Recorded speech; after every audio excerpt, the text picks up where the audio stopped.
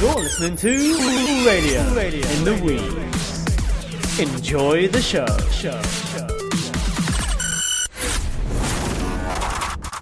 Hello and welcome to Radio in the Weeds. I'm here with my special guest tonight. We have no Scott here. Scott is ill. He had a appendicitis or trench foot, one of the two. They're very similar. I don't know, but we're here with a football manager of all things. I know me and Scott might not seem as the most interested in football, but because of the Euros, we're getting in the football spirit. We have special guest, football manager here from the greatest country in the world.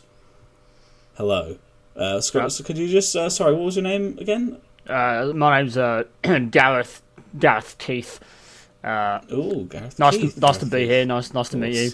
Very nice to meet you too. Going to talk about some football today. Yeah, football. Whoa. We like football. We've had a bit of a rough start this season, I think. But the boys are doing well. They're in high spirits despite everything.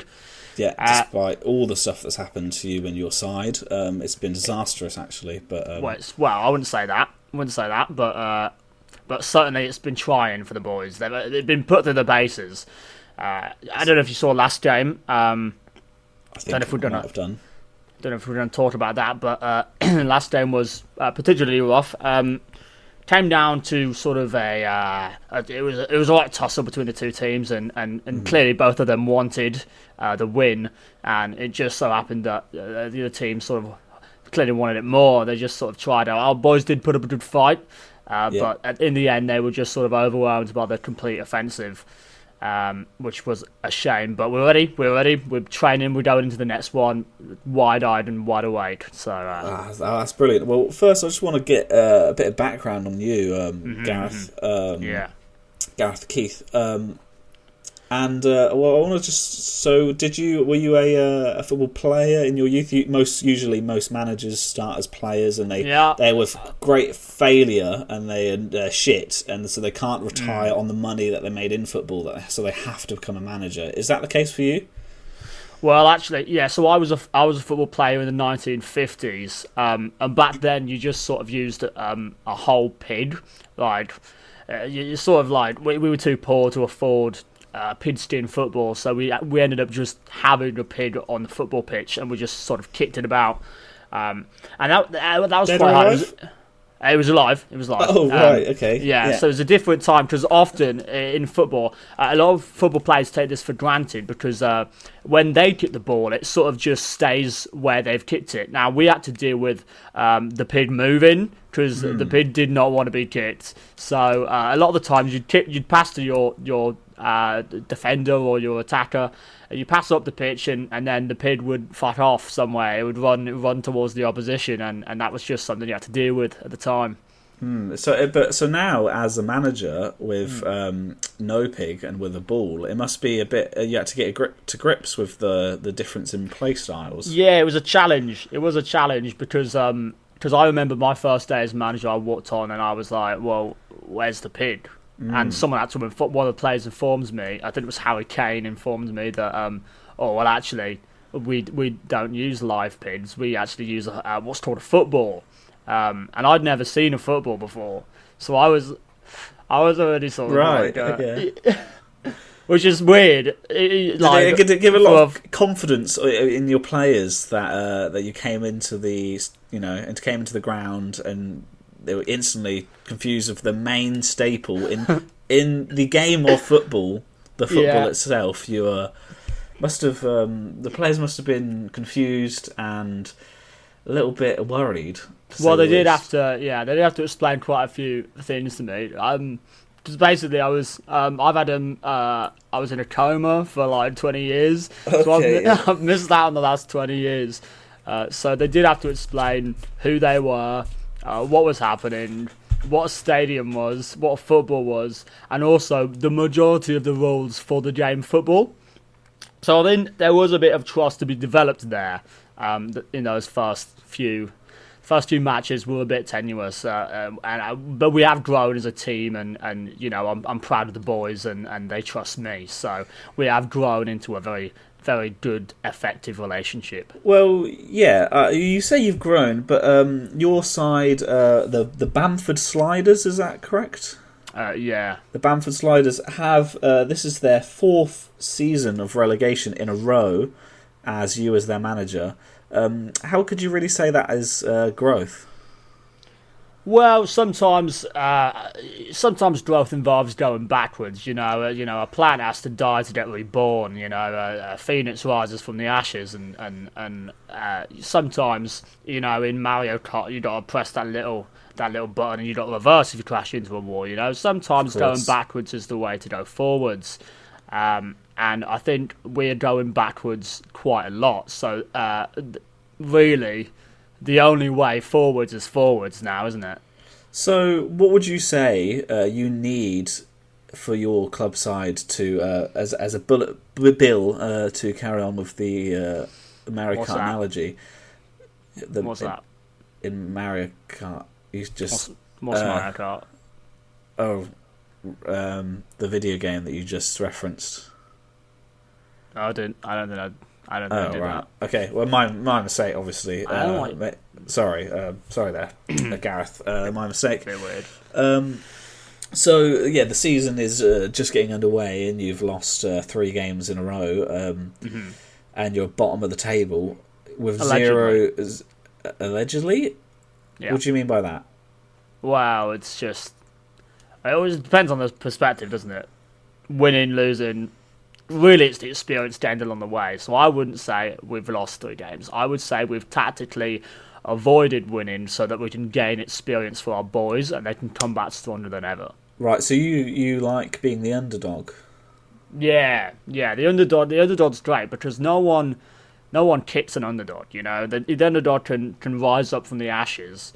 Blade of Grass can become a building if it's watered. So I've just got a few more questions about your club side before we get on to your personal life. Right. I've heard, this is a rumour that I heard, I just want to ask you if it's true or not, that you employ fortune tellers at every match to say what players should be starting where and how many goals goals conceded they should score. Well, I want to stop you right there because that's not entirely true. I do hire sort of I'd call them analytics,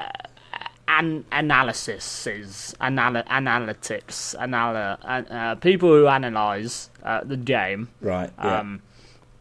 And some of them do run a sort of soothsayer business on the side, but that's regardless as to why I hire them. And they come in, they know a lot about football. They come in, they analyse sort of who the opposition is, what stadium we'll be playing, the weather, and they get all of the players to do a personality test every single time. Takes hours. Players really don't like it, but I've convinced them it's necessary for winning the games. And so they all take a personality test, and then the women will all collectively decide on where they should be based on their horoscopes. Okay, I'm getting a bit more understanding of what's going on because we're just getting some breaking news right now. Oh yeah, that Harry Kane, after 3 games of being in goal, that he is leaving your side. Can we get your instant reactions for that now? Right. Well, that is a shame. Because I was actually the soothsayers said he would be on the attack next game, so it's a shame that but some people just can't handle it. I mean, that's not my responsibility. If Harry feels that the right move is to give up and give up on his dreams, give up on his team as well. If he wants to be that fucking selfish and be such little, then I mean, there's nothing I can stop him. And to be honest, we're stronger without him. If he's going to do that. So, have you decided what other attacking forward you will put in goal next after conceding 13 goals in 3 games? Yeah, well, we've had a couple of people interested. Anyway, I'm really particular to this tortoise that I saw in a zoo once. So I think he's probably going to get it.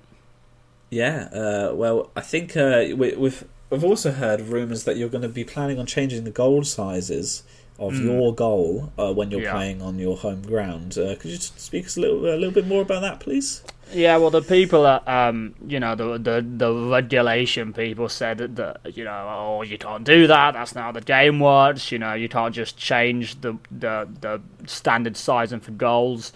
But really, they don't. I mean, they didn't play in the 1950s. They don't know. They don't know how things work. So I think at the end of the day, if I want to change my goals to be 10 centimeters by 10 centimeters, then really, who are they to complain? Very interesting. So we've spoken about your side and how you're being dreadful at the moment and losing and not scored a goal in this short season. And tactically didn't score at all. Tactically, it was a tactical. Well, the bookmakers say that the chances of you scoring a single goal this season is next to none. But I just want to ask, how you said you were in a coma for, was it 10 years? Did you say?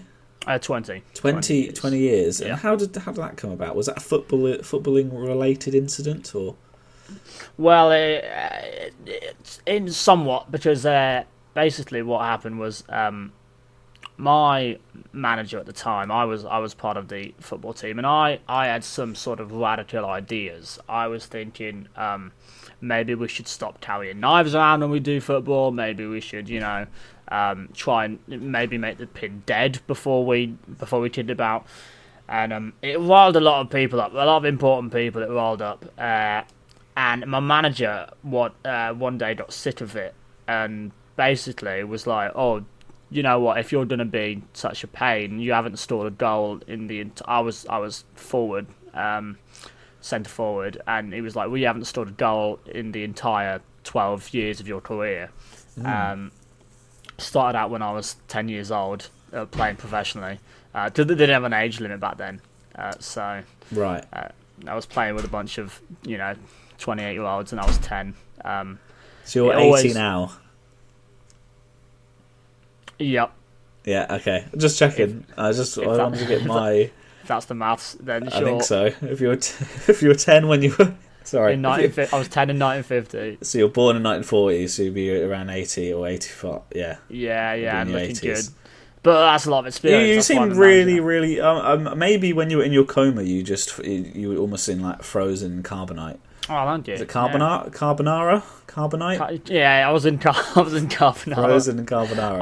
I was. Yeah, they just submerged me in carbonara in my coma.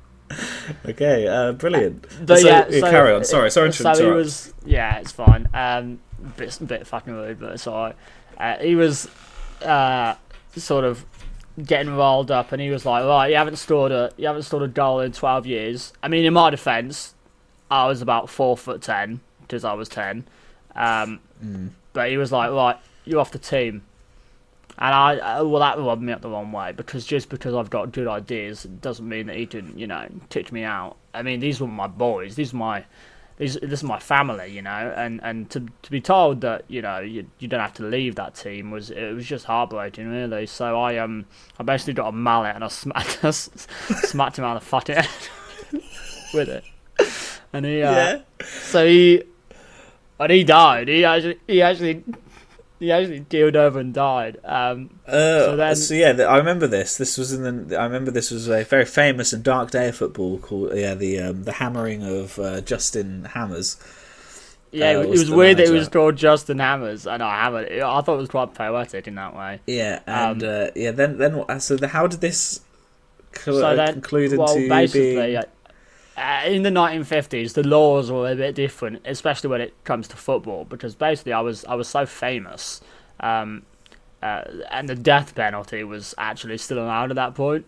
But because I was famous, they didn't really want to kill me, even though I murdered someone. So they actually just put me in a coma for 20 years, and that was sort of my prison sentence. And then when I got out, they gave me a new name, and they reconstructed my face. So the fact that I'm talking about it live on TV is actually probably not a good idea, but I thought the truth, Oh, so I'm a cheerful person. Well, we do hitting journalism here on our podcast. I think Scott is going to be absolutely raving about this one. So I want to just talk a little bit about your family. Yeah. Because after your coma, you were in your 30s, I'm assuming. Yeah. And you then you met. You settled down. Were you still in football, in the world of football, when you got married and had kids? Still in the world of football. It was my passion. A bit too old to play, but then I started to get into sort of the managerial roles, which was basically when I got out of the coma, I didn't have a lot of money, and then I realised that managers essentially get paid to stand on the sidelines shouting words, and they pay me millions of pounds, millions. So I actually didn't. I got out, and obviously didn't know a lot about the new sort of football. So I basically just stood on the sideline and let them sort of do their thing. But every now and then I'd shout, "Shoot! Cross it! Football! Ref." Yeah. Oh, and I'd argue with the ref a lot. Yeah. Yeah. Every time he opened his fucking little mouth, I'd get angry. Showing your hammer, and that will quiet him down usually. Literally, yeah. And then, so how did you meet your lovely wife? What was her name again? Angela. Angela Rayner? No, you might not know who that is. I've been in Canada for 20 years. Yeah, sorry, Labour politician just got in, deputy leader. Well, I don't follow politics. Of Too course invested not. in football. Oh yeah, the football is all the politics you need. Yeah, I do football politics. I know that all right. Okay, so Angela, your beautiful, wonderful wife, Angela. So how did you meet? How did you fall in love? Was it love at first sight? Well, I was at a football game. It was one of my first back in with the Sliders, right? The Bamford Sliders. The Bamford Sliders. And I was on the side of the pitch, and I was shouting, kick the ball, do it, kick it harder. Yeah, so she was in the back row behind me, and she heard me shouting, and she was like, "That's hot." And then basically, she just approached me after the match and went, "Your managerial skills are just incredible. Can I take you out to dinner, and I'll, I just want to pick your brain." And I thought that was a bit weird because I didn't realise she was a neurosurgeon. Oh right. And she actually legitimately tried to scalpel me, and I had to explain to her, like, "Oh, sorry, there's a bit of misunderstanding here. I didn't realise you wanted to lobotomise me. I thought we were just having dinner," and we laughed and laughed at that, and that was when I was sort of first started to develop feelings. Oh, wow, what a wonderful story! And then, so then you went on to have, it says here, 12 children, and then in 7 years. Yeah, and 4 of them died. Oh right, okay. Don't know where 3 of them are gone. 3 of them have fucked off somewhere. Lost them. Okay. But I've still got the remainder. Whatever that number is. 5. Yeah. Yeah. So you got 5 of them left. Yeah. Yeah, I got 5. Quick maths. Well done. Yes. Gareth. Sorry. I got a little goalpost. Goalpost. Football. Goalkeeper glove. Cool. That's his full name. It's left or right? Hyphenated. No. Just the general concept. And I got AstroTurf and Harry Kane's white bollock. Okay, so AstroTurf, you must have named him that like many years before AstroTurf was even invented. Which, so you're, Well, this was after I got out of the coma. That's still. I think 1970. Wow. When was AstroTurf invented? I don't know. Let's assume you created it. Well, it was 1965. Oh, it just came out. It just came out. Oh, so it was the right, It was the way a lot of kids were called AstroTurf. Yeah, a lot of parents. It was the number 1 boy name in the UK for that year. Yeah, of course. Very popular. I completely lost where I was going now. Yes, and what was the last one? Harry Kane's Left bollock. Left bollock. I think I said it right, but it changes depending on my mood. Yeah, it depending on like how angry you are with him. Yeah. Or depending on which political government is in charge of the country. Yeah, I name my kids on the politics of the country at the current point. So obviously it's just changed to left. To left bollock, yeah. I understand. Because, as we know, all politicians are bollocks. Bum. Anyway, and then any of those children in football play football? They all like football. They all watch football. I think the one with the most passion is goalpost. Is sort of he goes out on the weekends and he does some football. Plays goalkeeper. Does he? I was going to ask. Yeah, very and fitting. Goalkeeper glove doesn't not. He's not a big fan. No, he's not a big fan. He doesn't follow in his dad's footsteps. He's more into neuroscience like his mum. Oh. Which is a shame because he is named after a goalkeeper's glove. Did any of the other children you didn't think of naming any of your children after the neuroscience game, or was it they all the ones that died? No, every single one of the 12 children was named something after football. Because Angela just really knew how important it was to me. All 12. Yeah, so we got 5, 6. Right, so number 6, I've forgotten a few of them. They're sort of lost to time. Okay, no, I would like you to try though. Number 6 studded football boot. Studded football boot. 7. There was one called football jersey. Football jersey. There was one called pigskin. 8. Pigskin. 9. It was a fat fuck. Fat fuck. 10. Oh no, that was the pigskin. Sorry, I was describing it. Okay, so 9. 9 was coincidentally fat fuck. No, you are right in predicting right, that. I understand. A 10, I think. There was one Everton Stadium. Everton Stadium. 11, wasn't it? You thought we could have just called him Everton, but we decided to add on the stadium just to really make sure people knew it's about I'm football. sure Everton Stadium is just called Everton Stadium. I'm sure of it. Yeah, because Everton's quite a nice name. So we were like, no, can't have that. No. And then penalty spot and box. Box. Is the last one. Beautiful. I'm sad about box.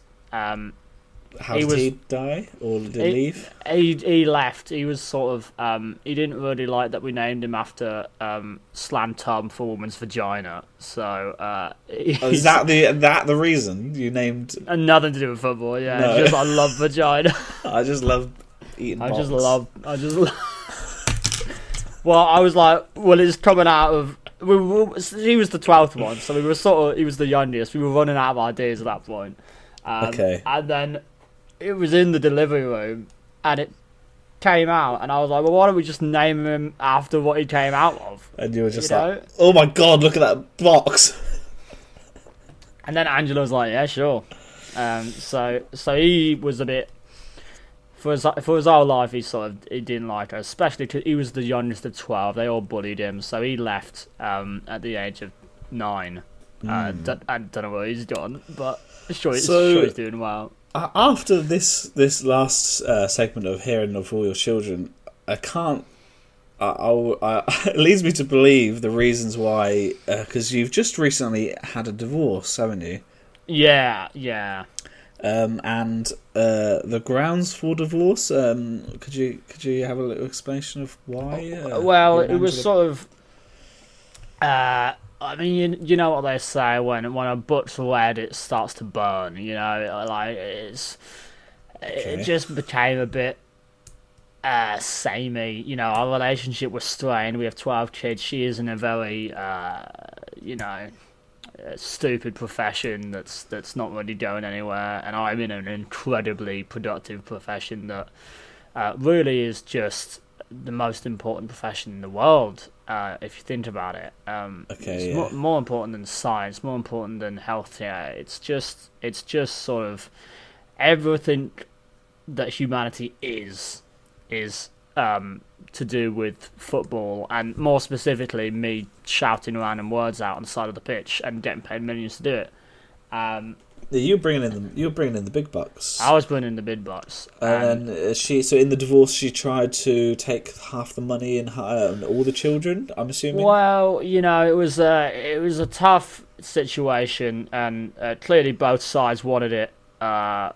But at the end of the day, it was the side that wanted it the most that got it, and that was her side. She took everything from me. Yeah, she took everything I fucking owned, took all the kids, and really it was the relentless attacking, and my defence just couldn't handle it. But I am ready I'm refreshed and ready to come in with a new perspective on life, and ready to get out there and try and find a new partner. At the age of 84. Yeah. Brilliant. And you don't think the judge was biased? It might have been match fixing.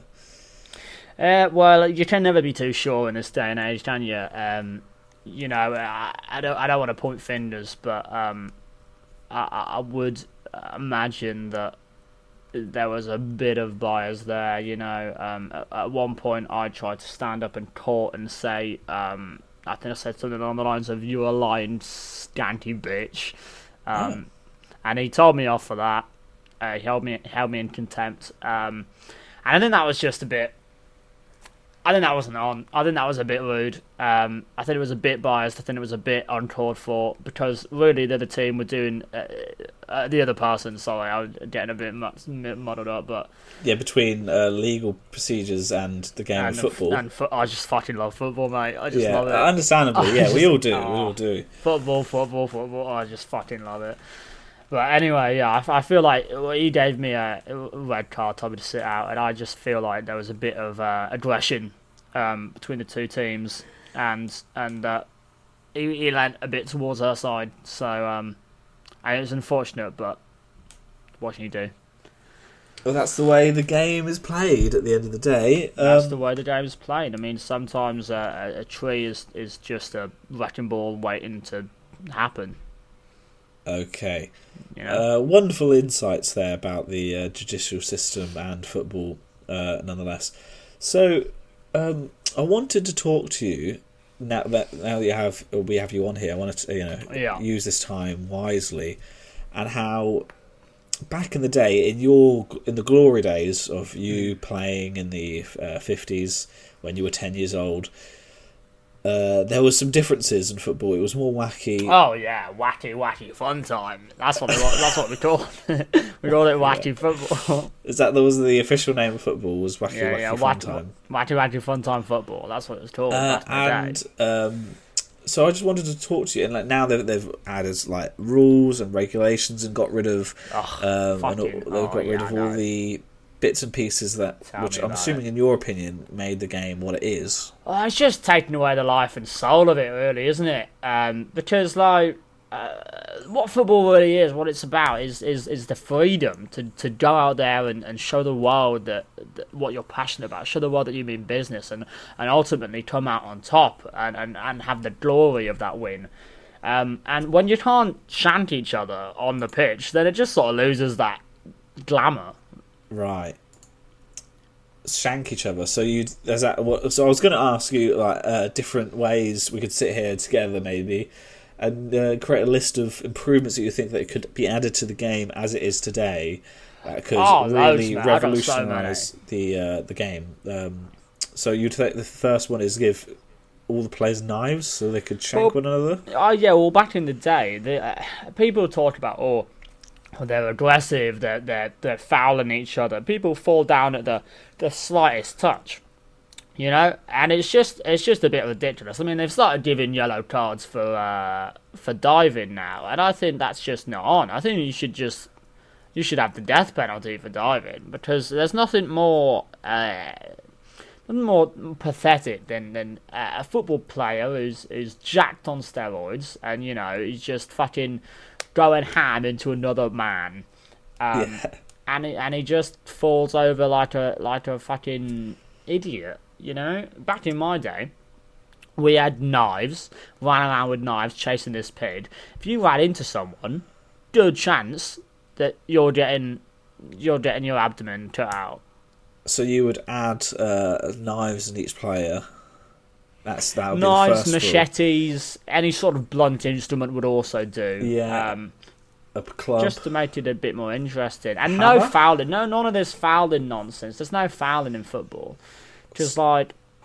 So no fouls, no red cards, no yellow cards, no ways to be set except off the pitch. except if you're just being a pussy and someone stabs you. You know, if you don't walk it off, you fall down, then I feel like there should be some sort of firing squad. You know, just to already make it so only the best can play football. Because if you're playing football and you're falling down like a pussy, then like you don't deserve to be there. Okay, so yeah, I assumed if you got stabbed and you fell down to the ground, they were going to remove you from the game off the pitch. Well, but they will. They will just shoot from the game. a fire squad. Yeah, and if anyone gets caught in the blast as well, they've got you got to be prepared because that's why a lot of the time in this new fangled football, people say you got to have your head in a swivel, you got to be looking out for where your teammates are, where the opposition is, and back in the day that was also true, but it was also because you had to look out for projectiles, because if you weren't paying attention, someone got stabbed to your right. And then 10 rounds of fucking iron would just pummel into you, and it would be over. It'd be game over. Well, it sounds absolutely crazy. Especially because I was 10 years old. So, what would you do with the pitch at the minute? It's just a big field with 2 goals either end. How would you change it? Well, it definitely some fire, some lava, some obstacles in the way, like a tiger on a leash, maybe. Really Colosseum vibes. That's what I'd do. Like Gladiator. Like Gladiator. Back in the day, we didn't really have any of that shit. But there was sort of we called them the warped, and basically they were players on their own team that ran around, and they were sort of just horribly disfigured people in black cloaks. You couldn't really see their face. I don't think they were on a neutral side. Yeah, they were on a neutral side, and basically they ran around, and you had to avoid them because if they touched you, your flesh would melt off your bones. So I think something along those lines that an external obstacle that you had to avoid. So we need to add some sort of super-powered mutants back into the game. Yeah, that would be great. So and then like different. I'm thinking different settings. So like maybe one could be in a castle, one could be in like a church. Well, I don't understand why they always make it. The thing back in the day, it was all very unique. You played football wherever you could. They played football in the trenches with the Germans. Football was an everyman's game, and they've sort of whittled it down to this standardised procedure of all the goals have to be so big, and all the balls have to be this big, and everything's objective, and all the stadiums are the same to avoid any bias. But it's like. Yeah, it's just too boring, too samey, isn't it? It's too samey. It's too predictable. Every match is going to be the same if that happens. So what you got to do is you got to play in a mountain range or an active volcano or something. Exactly. Every time I watch a football game, I know there's going to be 11 players each side, 2 goalkeepers, 1 ball on a green field. It's just too repetitive, isn't it? Yeah. Definitely. So would you add the pigs? Do they work? Did you think? I'm not sure about the pigs. I was always a bit on the fence about the pigs, to be honest, because it did make it hard. You're trying to avoid the firing squads and the warped and like all these different obstacles. The fact that the ball runs away from you, it does. It takes a bit of the skill out of the game, because I passed to my mate Rooney. Not Wayne Rooney, Rooney Booney. That was his name. Booney, yeah. Rooney Booney. He played for the Jabberwockies in the 50s. That's what our team was called. Was that the team that you also played for? Yeah. I played for the Jabberwockies. And was he also, how old was he? Oh, he was 28. And he was your good friend as a 10-year-old? Yeah, well, all the team were my good friends. You know, I knew everyone. Were you there was the a high youngest? turnover. I was definitely the youngest. Yeah, I was the youngest. Okay, of course. Although I think they did, after I got put in the coma, I think they did draft a baby into the team. Right. But I'm not sure what happened with that. I wasn't around there. Of course, you were in bed or in the what was it, the carbonara? In the carbonara, Yeah. something like that. Just like a test tube, like Wolverine. Yeah. With a tube in my mouth for me to breathe. Yeah. But so yeah, I passed to him, and then the pig would fuck off somewhere, and I'd just be like, you know, it's my skill. As a 10-year-old, I've honed this skill, and I've passed very nicely to Rooney. And I've got it just away, just so the warps didn't get me. You know, I just dodged that. It takes a lot of skill. And then it got up and walked away and walked to the opposition, and they scored a goal, and it was just a bit demeaning, you know, to have this skill wasted. How big was these pigs? Were they big enough that you could kick and move? With your foot? Yeah, it was sort of like a piglet. They didn't move very far, you know. I'd say it's about a metre long. Oh, okay. You know, but not very fat. They'd starve them so they could move. Yeah. You know, move easier. But you'd kick it, and it would only go about like a metre or a half before it sort of got up and walked away.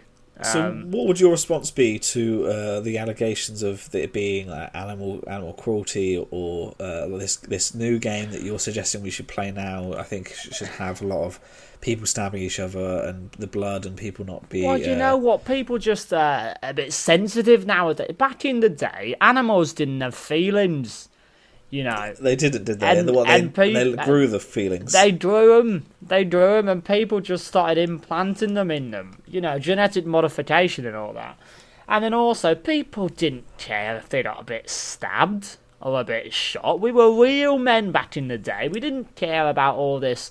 Oh, la-di-da, save the planet, I've been stabbed in the throat. Like, all of these, it's bloody just like, snowflakes now, aren't they? They are bloody snowflakes. I'm glad you agree, because it's just ridiculous. It's absolutely ridiculous. The woke mob's gone crazy. Literally, if I got stabbed in the street, in the leg, I'd walk it off.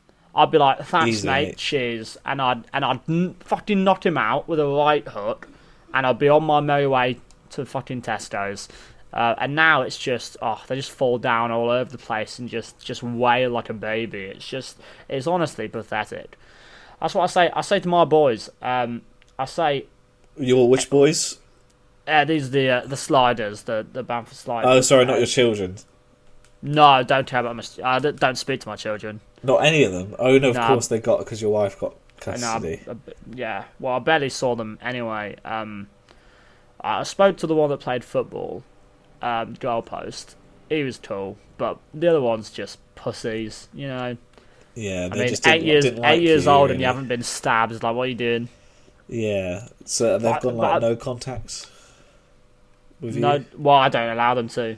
Come out of my house quite a lot, and I just sort of scream at them from upstairs window. Yeah. And scream, go away! Go away, you haven't got a football! And they still try to come over and say hello? Yeah, well, they're trying to contact me about something important, but I just don't want them to. Alright, well, that's fair enough. Anyway, I say to my boys, the training, you got to train not only the football skills, you know, passing, kicking, heading, chesting, dribbling. Dribbling. Never understood what it's called dribbling though. Don't get that. But yeah, practice. You got to practice all that, but also you got to practice your mentality. You know, so oftentimes we'll have group meditation circles for hours on end, where basically I would scream and spit in their faces, and they've got to not react. And you call this meditation? Do you? Yeah, well, it's training your mentality, so the enemy can't get in your head. I see. Because a lot of people won't understand. That's the first rule about football. Is it's all about the mind games. You know, the manager comes up to me. A lot of them do this, and you won't see it. It's not broadcast on cameras, but managers come up to me and they'll punch me in the balls really hard before a game. And it's all sort of a mind game to sort of, you know, say, oh, I'm the alpha, I'm more important than you, I'm going to beat your team. So often what will happen is the two managers will be released like dogs from a cage at the start of the game, and they'll run towards each other, and it'll be the first one to punch each other in the bollocks. Will have the upper hand in the game. A pre-match, like wrestling match. Yeah. It's just between the managers as well. No one else really knows about it, but that's what I'm trying to drill into my boys, just so that they have a resistance to the psychic mind games of the enemy. And then on top of that, physical resistance as well. I'm not having some pussyfooted boys falling down at every angle. So I make sure to just inflict massive amounts of pain on my boys in training, and they love me for it. They're like, so oftentimes I'm going onto the pitch with a team that's almost dismembered, barely standing. Some of them leaking blood. So I've got a quick question for you. Yeah. If, as we were just breaking news, Harry Kane's leaving your squad, and it sounds like a lot. Do you have many squad members fall ill or die during training, and you have to swap them out? Well, we've had some. A lot of them are good because I only take the best, but some of them have been unfortunately not fit for the team. So I was going to ask what. So if you could make your dream squad, because obviously now you've got some places to fill, but if you could completely wipe the slate clean, start from fresh, what you'd obviously don't need to list your whole squad, but what would some people that you know in or out of the sport of football that you would like to join in, you think would be good fits for your team? Well, I have thought about it, but I think definitely. I mean, the first thing that comes to mind is Jason Waller. What a man! The famous man himself. Yeah, what a man! Like he's a proper alpha. So if he came on, I'd say attack. I'd say he's got that alpha dog energy where he could just, really just go in and beat the shit out of the opposition. And I think that's like if I stabbed him in training, he wouldn't flinch. He just wouldn't. He'd take it on the chin like a man. He seems like the perfect fit for an attacker. So, so if you had him on your squad, what kind of formation would you have? Like a 4-4-2? Well, I actually don't believe in traditional formations like that. I tend to make pretty patterns with my people. So, last game I had them in sort of a smiley face pattern. And the game before that was just a large cock and balls on the pitch. Okay, yes. Because at the end of the day, it doesn't matter what the position is. As long as your players are the best players they can be, then you'll win every time. But you haven't won every time. Yeah, but no. Well, that's tactical. Oh, tactical, of course. I keep forgetting that, sorry. Yeah, well, you mean you're not a manager, mate. You're not a manager. You've got to get in the mind games of the manager. Yeah. Because, at the end of the day, it takes a supreme intellect to be this good. So, I haven't asked you this yet, but are you a fan of the podcast? Has done the podcast much? I've never heard of you before.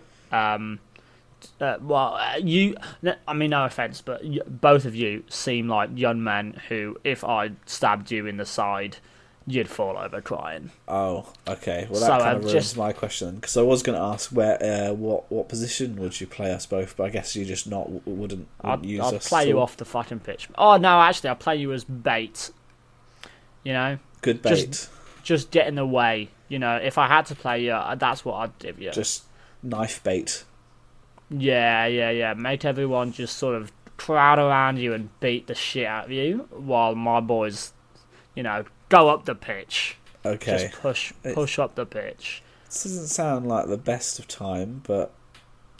Well, that's the business, mate. If you don't want to be a footballer, then you don't want to be a footballer. But if you're going to be in my team and we're gonna win, then you've got to be the bee's knees. You know, I mean, you know what they say that a mountain isn't a molehill until you've set it on fire.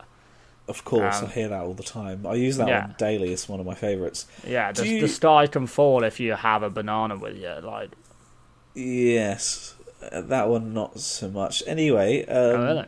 Oh, surprising. So your players on your squad, do they have girlfriends, wives? Do you allow them to come into the training camps? Do you? I don't have the power over their lives. You know, they can do whatever they want. It's just that if they do have a wife, then I will murder her.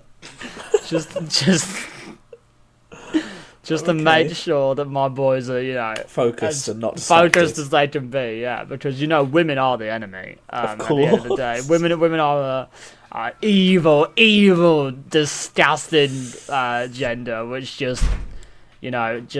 Have you had this opinion all of your life, or was it just since your divorce? Well, actually, funny enough, you should say that. It was actually after my divorce that I've started to think of women as just the Antichrist.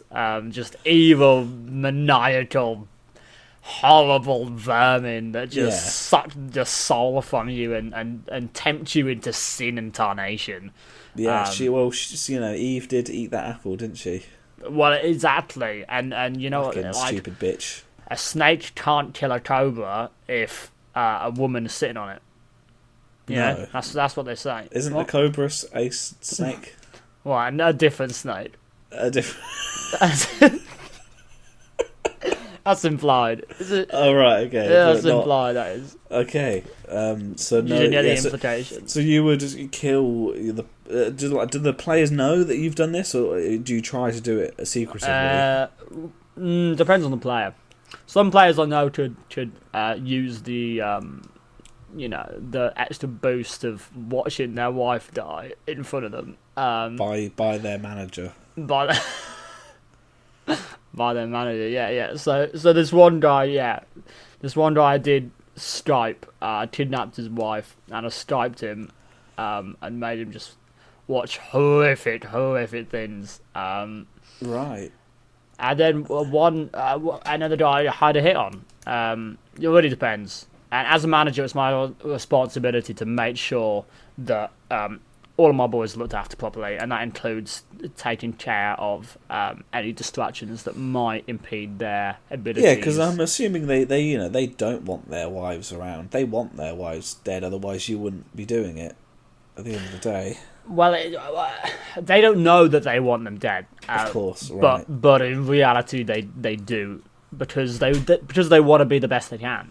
They want to be that top team in the leaderboards. They want to win all those trophies they can, and they want to pay me millions of pounds to shout at them. So at the end of the day, I have the sight. As a manager, you sort of get the sight to know what your players want, regardless of their opinions. Okay. All right. Though this is in I'm learning a lot here about the game of football. Like I said at the top of the podcast, that me and Scott aren't massive fans of football. But, and I hate you for that. I know, I'm aware. I'm sorry, but but you're helping me learn. You're helping me, and I'm intrigued and learning a lot. I want to also ask. Last question, because I don't want to talk to you anymore very much. Okay, last question. I think this would be a good question to end on. Yeah. So, with your plans for the rest of the season to go on and win lots of plans. the season and get the trophy, bring it home. What do you think your celebrations will be like? Have you got any plans? Oh, I got lots of plans. So basically, at the end of the celebration, the players don't know this. It's a bit of a surprise, so don't tell them. But I'm going to do a mass culling. Okay. Of? The team. The whole team. Just all of the players. They're all gone. I'm glad Harry Kane's got out of the squad, to be honest. Well, he doesn't know what he's missing, because basically what it is after they've won, that is their finest achievement in life. You know? that's the end goal. And the thing is, once you've reached the end goal, well, there's nowhere to go after that. You know, when a tortoise reaches the water, it simply drowns. It can't swim. So Do tortoises swim? Was that turtles? Well, no. I thought tortoises could swim and turtles can't. No. Wrong way around, mate. Right, sorry, my mistake. I should know. You should I was a know. professional zoologist back in the day. Were you? Yeah.